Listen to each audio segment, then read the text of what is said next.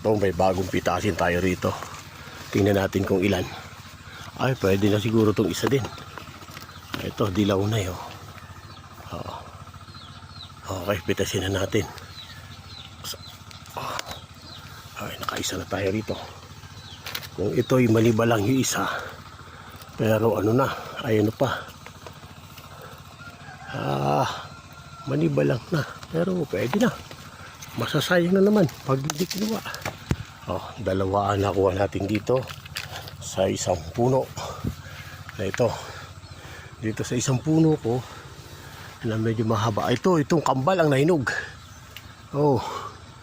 Talaga pagkambal sabay. Pitasin natin dahan-dahan kasi baka malaglag yung dalawa.